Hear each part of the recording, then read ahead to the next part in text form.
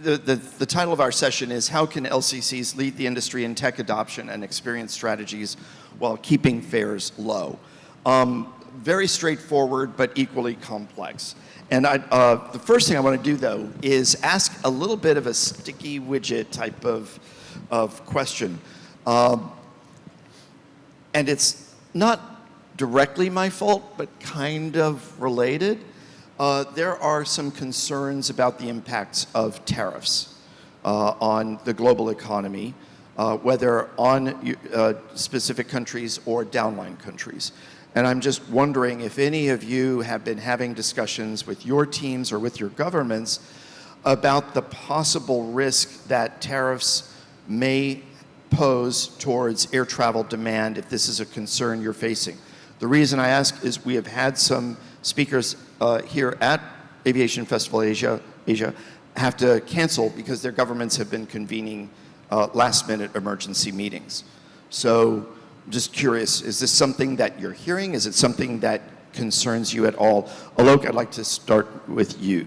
Okay, thanks, Henry. Thanks for having me here. Yeah. Hello, everyone. So, look, regulatory risk is something that we always keep a look out for. At this point of time, we don't foresee any impact from the point that you are making. But generally speaking, we are watchful of what's going around. It's things which are closer home, which is something that concerns us more, which is taxation on fuel, the airport tariffs, etc. But the regulatory landscape, yes, important. We keep a watch out, but not a concern for us at the moment. Okay. Mike, if there are tariffs imposed on China, is there any concern that it could affect the economy of the Philippines and demand? I guess, Scott, you need your mic. Sorry. Sorry. At the end of the day, I think it all comes down to the economy. If tariffs go in and economies suffer, I mean, particularly as LCCs, we've always been looking at GDP multiples feeding through into sort of traffic demand. So look, anything that reduces economic growth will ultimately create a problem. The other one that comes in, and going back to the points we were talking about, the problems on supply chain, if tariffs ultimately start limiting the movement of important goods like components, then I think that's an issue. But for me, I think at an economic sort of demand level, it's all about, is it going to impact economic growth? If that happens, for whatever region in the country, and it somehow impacts economic growth in the Philippines or in this region, then we will see an impact on travel demand. Okay, all right. I'd like to move on.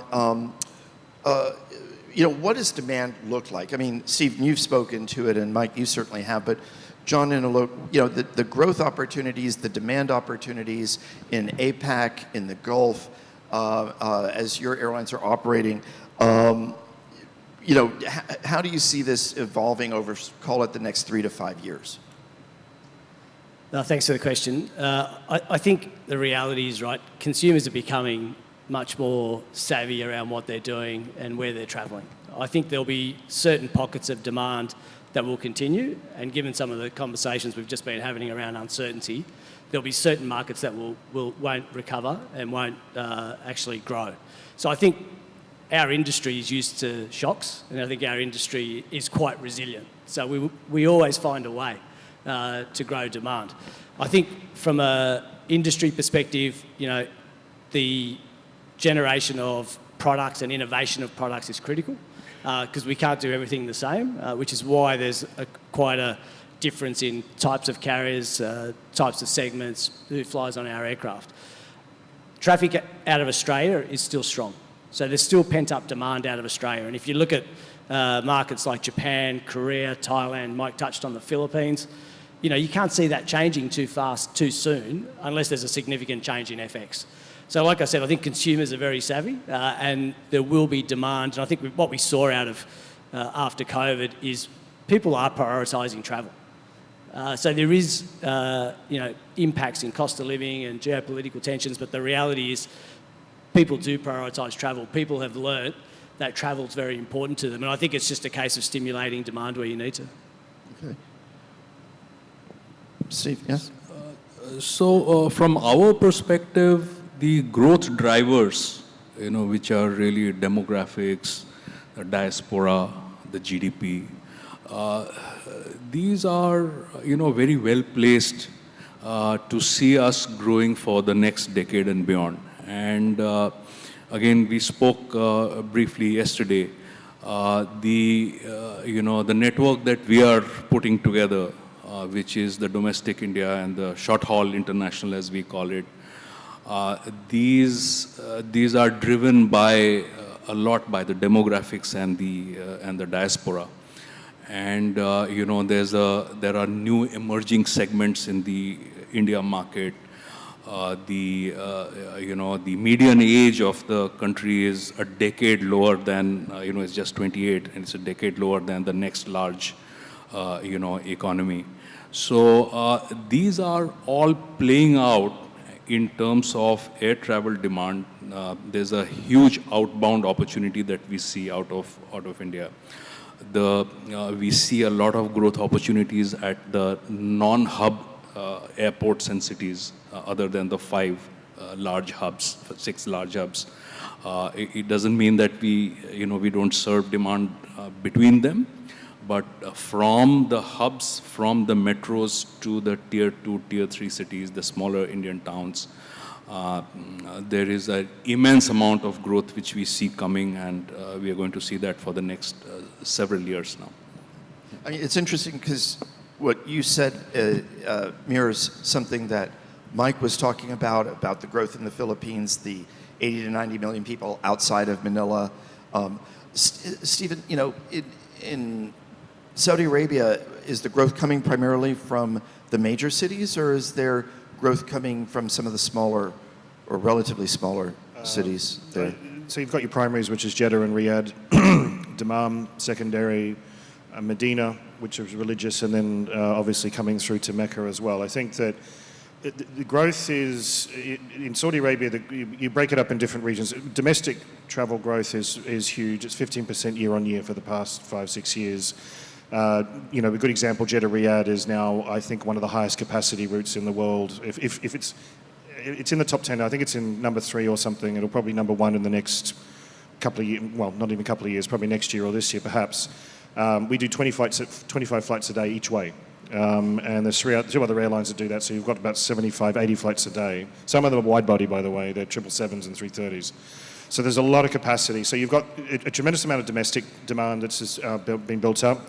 You have a kingdom they've ripped the Band-Aid off, which was closed only 5-6 years ago. It was very difficult to get into. You couldn't have a tourist visa.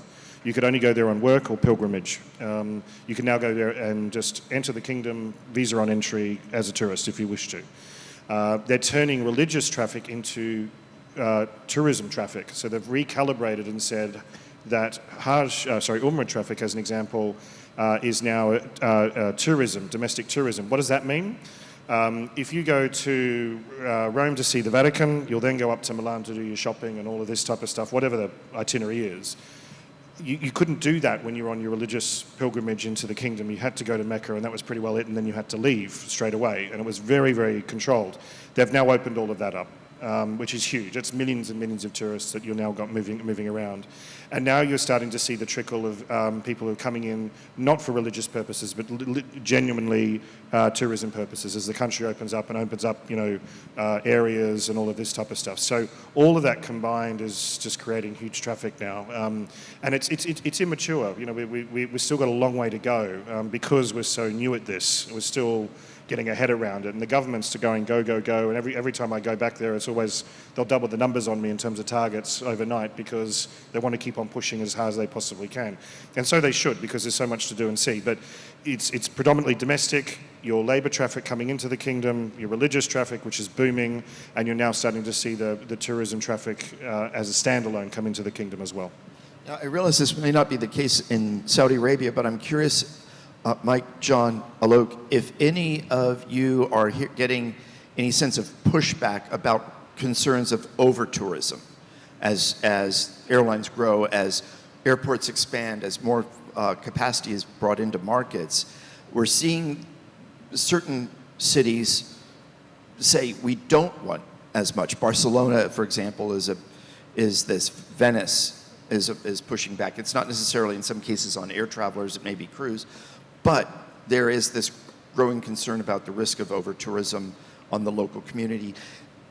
And sometimes airlines get caught up in it. Are you getting any pushback from local communities, or is it, no, the welcome mat is there, fly in as many airplanes as you safely can? No, in our case, it's absolutely that second one. I mean, they want more tourists. The issue is, can we get the infrastructure? I mean, all the infrastructure, the hotels, the airports, everything's set up to facilitate more. Because for this part of the world, a lot of the Southeast Asia tourism is such a massive and important part of the economy, and they know it. So, no, they want more. They want more, and actually the frustration is they can't get more because perhaps the hotels aren't there or the airport isn't quite ready enough yet. So that's the issue. That's the issue in the Philippines anyway. And I would dare say that's probably the case for a lot of Southeast Asia, but... Yeah. I think Mike's hit the nail on the head. It's definitely number two. And we've just recently, we're launching a flight in March the 20th to Labuan Bajo, which is the Komodo Islands. So we worked with the authorities because we're doing 2 flights a week there. It's a brand new destination. It's a unique destination. And there's, obviously we're respectful of the local tourism. The reality is they want tourism coming in. To Mike's point, the infrastructure around the island will probably need some development over time. And we recently started flights to Colombo. And when we met with the Colombo authorities, they were like, we want to see tourism come into Colombo because they need it as an economic driver in their country. So definitely option number two. Nobody's asked us not to fly there, that's for sure. Aloke, what about in India? So I would agree, not yet, but it's a complicated question. I think there are touristic destinations where, the local communities realize that tourism is important for their local economies, and a case in point is Goa, for instance, in India. And there are parts of the community, there are sections of the community who are, who there may be some pushback. So I think it's really for us as industry folks, as stakeholders, to work with the communities and find, balance if there is one. But it may not be so relevant today, but possibly going forward, it might be something that all of us in the industry will have to, start talking about. Okay, great. In talking with some of you or your colleagues to prepare for this, we heard frustrations about rising costs. And Aloke, you just mentioned this as well. Airport costs, navigation costs, taxation, et cetera. The fundamental promise of LCCs is to leverage your lower operating costs to provide the lower fares that the traveling public enjoys and maybe even demands. So how are you striking the balance to do this? And are you able to have the conversations you need to have with the authorities or agencies to help them understand the reality of that they can't look at airlines as piggy banks to crack open, to fund their businesses or their organizations, that maybe they need to find more ways to be cost efficient as well. Yeah, John. Yeah. Thanks. Thanks for your support, guys. That was really good. I think it's a really important topic that you raise. Because the reality is the ecosystem for LCCs over the last 10 years and the costs going up has been more impactful on LCCs. I think when you look at destinations and airports globally, you can quickly identify who has structural support for LCCs and who doesn't, right? Because at certain airports, while LCCs are trying to keep fares as low as they can, and the premise of LCCs has been great value fares since they originated, trying to keep fares under $100, for example.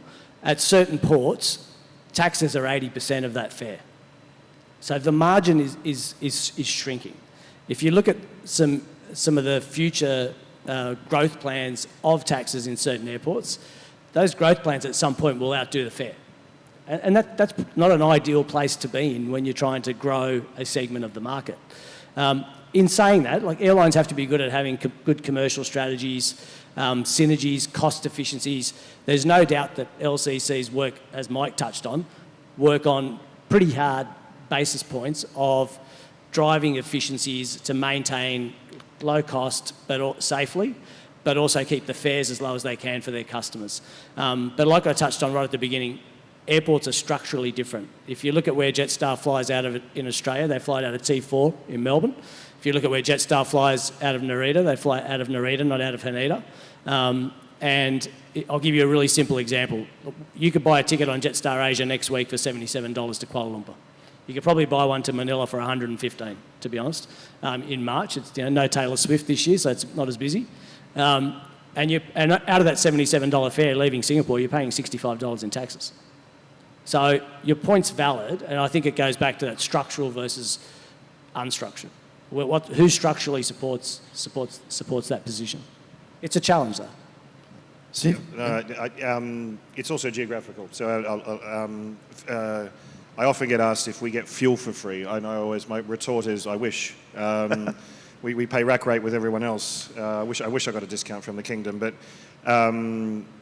what I like about working in Saudi Arabia and the Middle East, they're very pro-aviation. Does that mean we get things for free or so forth? No.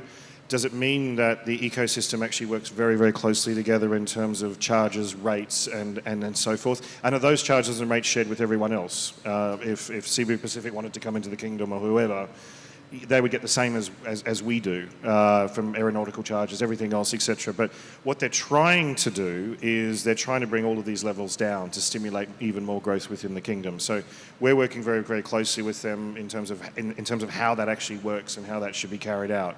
So I've not been in that system before where they're actually trying to work together to try to bring the overall cost levels down to stimulate the traffic, to get the economy moving, to get the tourism sector moving within the kingdom. So that's quite interesting. I think just to add, Henry, as well, right? Yeah. We know that some of the airports in Asia are some of the best airports in the world. So we're not discounting that, right? I think we all love landing in Singapore and the fact that you get out 5 seconds later, you land, you're out. The biometrics have got you, you're out. And to Stephen's point, the ecosystem needs to work together to support it. Because what we're trying to do is to continue to provide low fares, bring different segments of the market in, people who generally may not fly. You know, you're opening up to different segments for traffic. And I think that's important for everyone in terms of trying to keep the fares low. There's a definite distinction between full service and low cost. Let's not gild the lily at all, because I think, you know, we're getting a passenger flying on Jetstar Asia is getting charged to Kuala Lumpur is effectively being charged the same as someone flying to Tokyo. So that's what I mean by structural, right? Right. I think just one comment I would make, and here we are in Singapore, right? So I think Singapore, I've used this as a case study, and you've touched on passenger service charge, lovely airport, Changi, no doubt, probably the most efficient airport in the world, but boy, is it expensive. But it's not just the airport. Singapore is so expensive now. We love Singapore. Everyone loves Singapore, but I haven't seen the stats, but I suspect the Tourism Authority of Singapore will start having issues going forward. This is a great place now. Singapore, everything's gone up in price. The bankers are all here. Everyone's here. But I wonder how many people are actually coming here as tourists. Because the consumer gets a choice. If I'm in the Philippines and I'm going, where shall I go for my long weekend? Shall I go to Singapore or shall I go to Japan? Because Japan, actually, the foreign exchange rate's got a big benefit in that. Or shall I go to Thailand? Shall I go to Vietnam? And so consumer choice comes to this. And so we're all after for the economic story. I mean, not just the airlines, but I mean, the broader governments at the heart of this. They want to drive economic growth. Tourism's such a part of that. And so they've got to make sure that they're not pricing themselves out of that equation. I honestly think Singapore is too expensive now. It's a wonderful place, but it's too expensive. No. What you're talking about, and John, I'll get to you in a second, is what we call proxy travel. So you've identified a very important point. We see this in the consumer research we do in different countries, where, depending on the country, anywhere from roughly 30% to nearly 50% say that they will go to a different destination if their original destination is beyond their budget. And that includes the cost of airfare, lodging, food, et cetera, et cetera. So your example of Singapore versus Japan is a very legitimate one, because especially for travelers who may have more limited disposable income, and they want to stretch that as far as they can in terms of as many trips and the enjoyment. If, as the saying goes, if you can't love the one love the one you want, love the one you're with. And if Singapore is, using that just as the example, not to pick on them, but if, let's just say, destination A is beyond the budget, what is it about destination A do you like, and who else has that in reasonable facsimile? Okay, we'll go to B or C or D, et cetera. John? I think, you touched it. We touched on airports in particular, and I think Mike. Yeah, but navigation charges are part of it too. Well, if you look at how carriers came out of the pandemic, and now, 2 or 3 years in, the costs associated daily, whether it's aviation fuel to aircraft, whether it's ground handling, whether it's security costs, it's chewing up a significant portion of the bottom line. And the yield, I'd say, over the last 10 years from a low-cost carrier perspective, there's been nominal growth, right? If anything, it's stayed relatively flat. Outside of the peaks, as you touched on, you get opportunities in the peaks, obviously, to yield up. But with the amount of competition in Southeast Asia, and there's a lot, like if we just look at the 2 routes Mike and I compete on, or a couple of the routes, whether it's Cebu, Philippine Airlines, SQ, Scoot, Jetstar Asia, it's 5 pretty good carriers competing on the market with significant increases in cost bases over the last 12 months. And I think, to your point, it's the ecosystem, right? It's everything together that puts the pressure on the bottom line. So Aloke, just to come back to your, so for an LCC, nothing should be off the table, when you're talking about the costs. The largest chunk of our cost is fuel. Now, you can say there's nothing you can do about it, but there are parts of, of the problem that we could tackle. So, for instance, taxation. So, in India, fuel taxation is state-wise. So, at one level, could we engage with the governments and talk about reducing taxation? We actually do, something called fuel tankering, which is tank up, fuel from states where you have lower taxation, but obviously you have to work the costs and the benefits of that. Could you get newer technology planes? So today, if half the fleet that we operate is new technology, the unit cost in terms of fuels could be as high as 15% savings. So, and then of course there are there tools and techniques that you can use for, when you're actually deploying the capacity. And, again, the subject is technology. So you have, the technology available where if you can use the right techniques, in terms of the folks who operate the planes, you could achieve fuel savings of, 0.5% or 1%, and that adds up to a lot. Right. Right. Right. So, part of what we want to talk about is the tech adoption and how it helps you create the experiences you want. And I'm just curious, again, Steve, we heard from you earlier about all you're doing at flyadeal, but, does being an LCC both give you permission and also maybe put increased pressure on you to be digital leaders compared to maybe some of your competitors that are more traditional types of airlines? Do your customers push you for more digital experiences or capabilities than you've been offering, and who's ahead in that struggle, the customer or the airline? So I think LCCs generally, they're, so who's pushing us? The customers pushing us, or are we pushing the customers? So we're encouraging the customers. I don't think we want to push anyone, but I think LCCs over the years, they're the ones that LCCs never did the big focus groups and try and serves every single segment of the market. It says, this is the most efficient way to transact, this is the most efficient way to interact, and so therefore we're going to do that. The greatest exponents of that are Ryanair, for example, right? The best LCC that has ever existed and continues to be, I mean, without a doubt. So I think what LCCs tend to do, they encourage, incentivize behavior that fits in with efficiency. And technology generally is all about driving efficiency. It could be about self-service. So that's why I think we're motivated. Technology is, at the end of the day, actually through your mobile phone, it actually becomes it can be a wonderful customer experience. So not only are you driving something efficient, but it's also a good experience. But I think LCCs are motivated to do this, and their track record is very much, I'm going to drive you, I'm going to incentivize you to do so. Whereas if you're a more traditional carrier, well, I've got this segment of the market, well, I want to look after that, I've got a bit. So it's more difficult for them to rationalize into a single focus saying, I'm going at this. So if I can add to that, so as LCCs, we also have the opportunity. We are not shackled by legacy systems. We can actually, while we may not be technology experts, we can work with partners, we can work with folks who are in this line of business to actually, design things ground up. And that can serve as, the framework for, delivering a lot of, what colleagues here are talking about. And of course, it's about motivating and driving behavior, and it's a win-win for for both.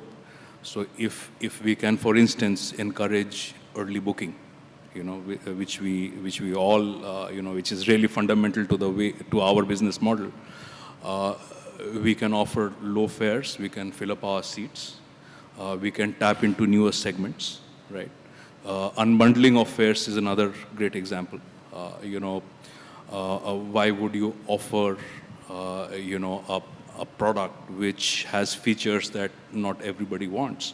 So if we can unbundle that and then offer only the core product to folks who want it and are willing to and are wanting to pay a low price for that, and then add on, features based on what somebody wants. So. And all of this is enabled by technology. I think there's a couple of interesting points there. Like there's obviously three key components. You've got the customer who wants innovation, your people want innovation, your operations need innovation to keep things efficient.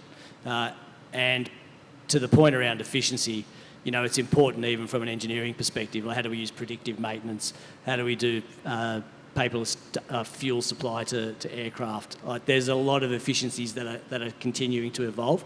I don't think it's an option for us not to innovate, given our cost base.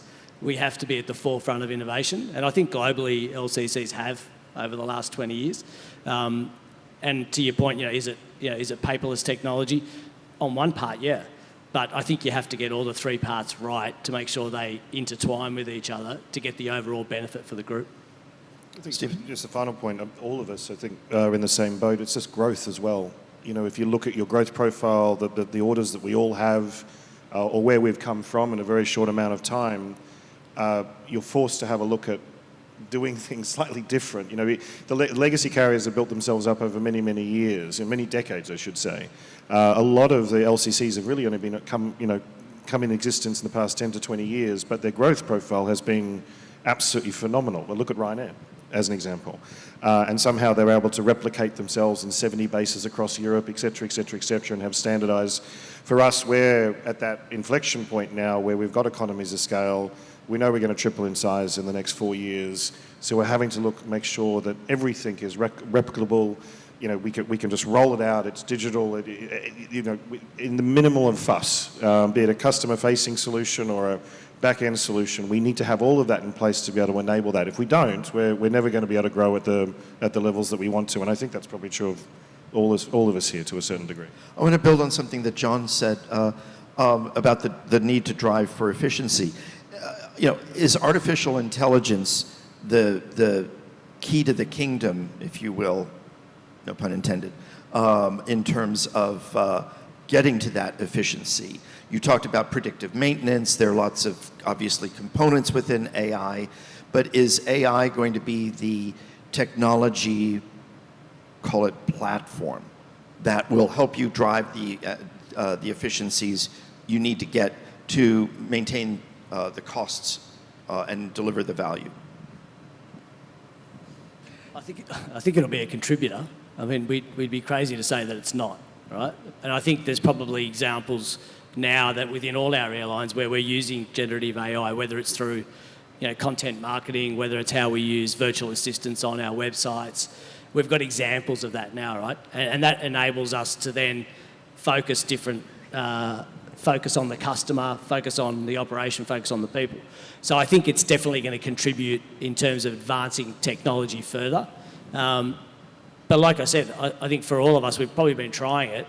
It's how do we take it to that next level, and how do we use the different types of AI that will be available to our business. We're already using it in terms of understanding catering to aircraft and what type of meals people want on planes. Like, all those things are going to be important, because then it also touches back to personalisation. How well do you know your customer? And full service carriers will need that even further, because they segment their customer base. They have loyalty programs which are quite intense. So I think when there's a loyalty program, you definitely will be using AI a lot more. And for us, it's going to be a case of using it to drive efficiency and innovation. But is it affordable? Is it affordable? Is AI still too expensive for LCCs, or where is it worth the cost? It's going to be worth the investment. It's the way of the future. We'd be staring the other way if we're not going to be looking at it. So we'll need to find the way to make it affordable. For me, I don't think it's about affordability. It's actually something that works. There's 1,000,001 vendors out there at the moment. Anyone, even a used car salesman, calls themselves AI these days. And for me, when you start digging into it, they say, "Oh, we're going to solve all your problems. You can sleep well at night and all this type of stuff." Yeah, but where have you done this? Give me a practical example. Give me anything that I can run my numbers off to show this. Oh, it has to be a leap of faith. And that's 9 times out of 10 the conversation that you currently have, that I can do this and I can do that. But the practicality of it all is, I think all of us are sitting on the fence going, not for everything, but we've seen some stuff already go in. We're doing stuff. I'm sure Jetstar and so forth are doing stuff.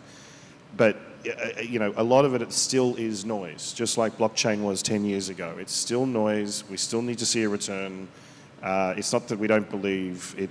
I'm sure applications in certain areas and so forth, absolutely, without a doubt. But a lot of it's still vaporware in terms of practicality in my mind, to be brutally honest. So, Yeah, Aloke. the way I'd like to look at it, our business is a giant optimization problem. There's no one lever, there's no silver bullet. And this is the kind of stuff that AI can really do very well. Yeah. So as you think about, again, serving the customer and serving the airline, and using technology, where do you think the opportunities are to make the leaps forward in serving the customer better, serving the employee better, and serving the business better? Is it, if it's, holding AI aside, are there functions, whether they're passenger-facing or internal, that can be digitalized, that are, or better digitalized? Are there new ways of potentially retailing to customers that you should be doing? Is it thinking of new ways to build partnerships, to do this? What helps you, stay ahead? So I think every possible area. So, for far too long, we've seen, data sit in separate silos in RM, in loyalty, in distribution. And this is the customer-facing side of the business. It's time to, bring all that together. And, on the operational side, there are so many areas that one could work on, right from managing your engines, right from, improving employee productivity, which will ultimately lower the unit cost, managing the fuel consumption better. So there are literally, hundreds of areas that one can think of. Yeah.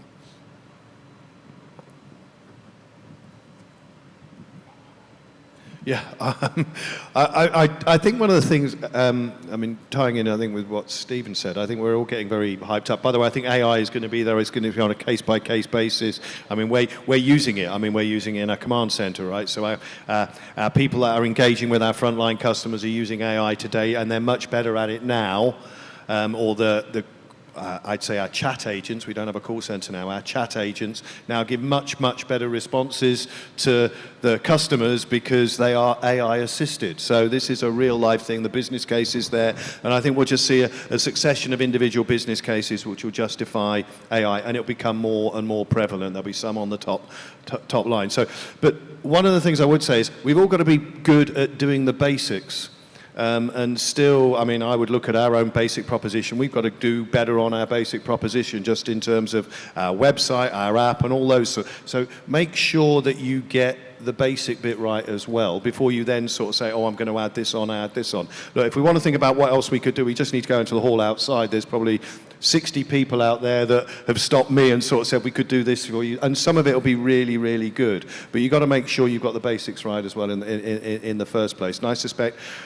I'm not sure there's an airline app that I go to, and I go to a lot of airline apps. I'm not sure there's one I go to and say, that is absolutely brilliant. So I think we've all got a bit of work to do on getting the basics right, and then we can start looking at some of the glossy stuff on top. Mike hasn't used the Jetstar app, that's all.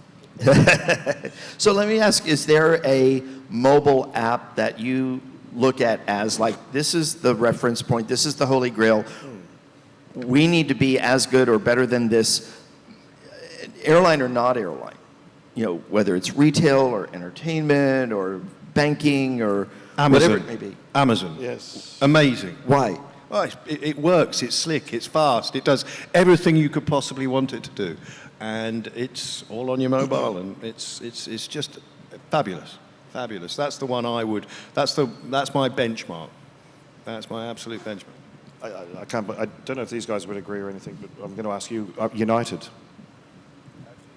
They've come, I mean, I can't even believe I'm saying this, but they've come so far. United Airlines, the mobile app for United. Yeah. That's why I was pointing. I don't know if you've agreed. I don't know if you're, a regular flyer with them, but their customer servicing, their transparency. Where is my aircraft? Oh, well, the engine's missing. Literally, they're like that. It's coming from the hangar. It'll be 20 minutes late because they get into such granular detail now. It's absolutely phenomenal. Yeah, my favorite description was they said United texts like a teenage girl. Yeah. The plane is here, now it's here, Yep. then it's here, Yeah. and we're doing this to it now. And, it's great. And in fact, they won Best Airline Mobile App at World Aviation Festival a year and a half ago. I didn't know. But I thought they were very good compared to Amazon, no, nothing. But from an airline perspective, I think they're quite advanced, and I take my hat off to them. Okay. John, Aloke, what mobile apps do you see as the reference? I wasn't going to say Qantas, but I said Jetstar. I can't go past Amazon. I mean, it's just too easy. Whatever part of the world you're in, wherever you are, it's unbeatable, to be honest. From that perspective, it's the benchmark. But going back to the point earlier around, we talked about what can you do. The basics are really important, and customers on LCCs still want to get on-time performance right, still want to get NPS right, you want to get your people engagement right. And I think sometimes we do overcomplicate how things operate. The reality is we get our best efficiencies with good aircraft utilisation, good OTP, good NPS, right? And the rest comes after that, right? And really good customer service. So it's certainly important, but I don't know how many of us will keep half a dozen airline apps on our phones. So I'm not too sure about it. But a lot to learn from other industries. Right. Amazon is one great example, Uber, some of the online travel agents, and they've done some path-breaking stuff on the apps. But certainly an app is important, and all of us, have our apps. But I think we still have a lot of ground to cover in terms of, generating a large part of the bookings coming from the apps, and making the experience really smooth. A couple of you have said we need to make sure we get the basics right. Don't take your eye off that part of the business. I'm sure your marketing, your digital teams, your tech teams, and others are saying, we want to do this, this would be cool, this would be great. As the leaders of your organizations, you've got to keep them motivated but balanced. So, how do you go about doing that? What do you do to say, yeah, this would be cool, but we still have to fix this other thing over here first? It's called a balanced scorecard. Balanced scorecard. That's one option. But no, I think that it's an important point, but it's all together, right? Like, once you get good OTP, good NPS, and good content from your marketing team, whether it's destination or your crew, that all fits into it. So I think the better you're at the basics, the more content you have to promote. Great crew, great destinations, unique destinations, and then that feeds into getting your customers there safely and on time. Sometimes it's not technology. I always, they have, in the kingdom, it's called Tafidi, which is a... What is it called, Steve? It's a VIP service that takes you in a black limousine from and you pay for it. Right. You could pay for it. It's open to everyone.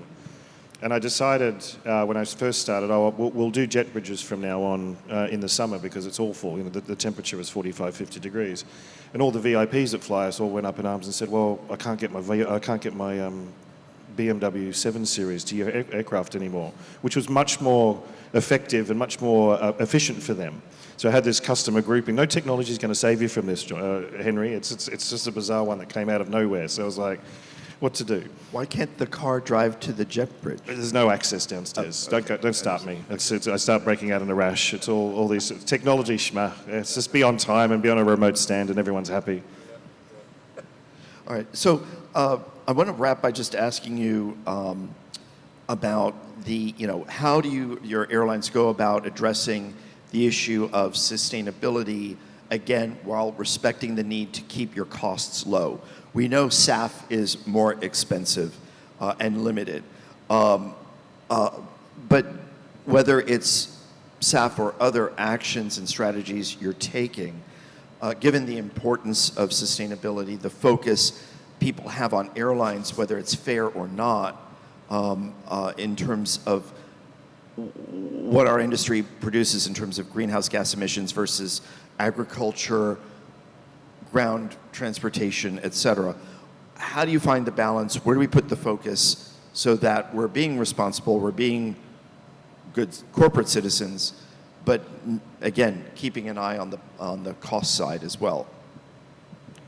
I think the single biggest thing we can do at the moment is invest in new technology platforms, the new engines. I mean, a 15 to 20% fuel burn saving is enormous. Yeah, I mean, eventually, yes, we need to look at SAF. SAF's going to take a long, long while for there to be enough production, and hopefully that will bring as well, when there's scale there, it will bring the cost down. But the biggest single thing we can do is invest in, reducing our fuel burn. Flying around lots of passengers in high-density aircraft, that's good too, because you're getting maximum utilization out of that aircraft from a passenger point of view. So that's the biggest thing. And of course, then we should all be doing solar panels, re-equipping our ground equipment. But the number one thing is, what can you do to reduce your fuel burn? And new technology engines, despite the fact there's supply chain issues with them, when they're on wing, they are fantastic, not only for, by the way, good from a cost point of view as well, but they're also fantastic in terms of reducing your environmental footprint. I think you first have to accept we're polluters. Right. Be honest with you. Yeah, no. There's this whole fantasy that somehow we're not going to be in 10 years' time or whatever is rubbish. So we're polluters. But we bring, I believe, economic benefit of a significant multitude over the top of pollution that we create, number one. Number two, I don't think any of us would, I think all of us would take our credit cards out today if there was an aircraft that did exactly what the 320 does and runs on electricity or what have you, and as long as there was infrastructure. Again, decades away. And what we do, which I don't think we get enough credit for, to be honest, is we are spending billions and billions every year to re-equip with aircraft that are as cost-effective as possible, because our fuel bill is 20-25% of our budget all the time. And we do everything we possibly can to decrease that. That has obviously an on-flow in terms of our footprint, in terms of our carbon footprint. So I think that's sort of it. In terms of sustainable fuel, I agree with Mike.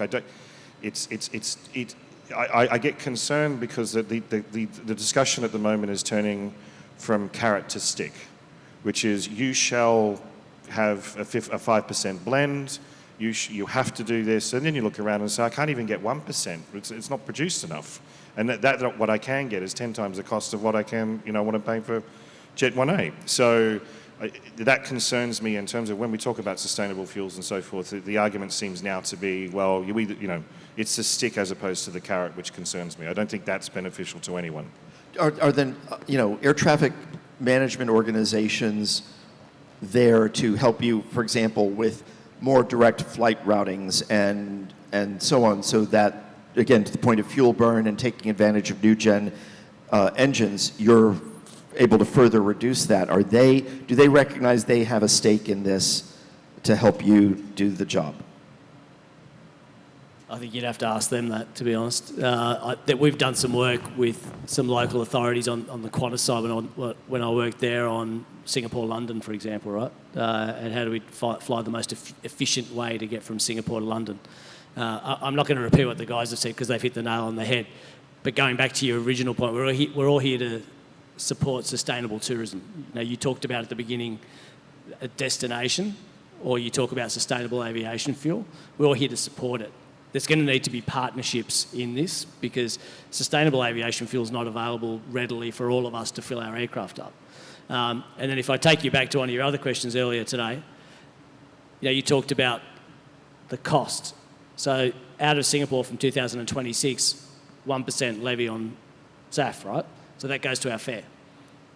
That goes to your fare, which then increases your fare. We know it's the right thing to do. It's 100% the right thing to do. But it continues to add the pressure on the margin. And the Qantas Group is committed to the sustainable aviation targets that we have, which is 25% net zero by 2030 and net zero by 2050. But I think it's government, it's industry, it's airlines. This is a partnership, and this is going to have to be done by many. It won't be done by one alone. Aloke? So no easy answer, given how hard it is to decarbonize aviation. So it's all of the above and much more. But obviously, one has to work together with OEMs, with regulators, with governments, with air traffic control. And there are a host of measures that can add up to something which is significant. But it's top of the agenda now, and I think pretty soon the push to us will come not just from regulators and the society at large, but also from consumers. Yeah. Okay, great. Gentlemen, we have run out of time, unfortunately. I wish we had more, but I want to thank you all. Please, ladies and gentlemen, join me in thanking Aloke, John, Stephen, and Mike.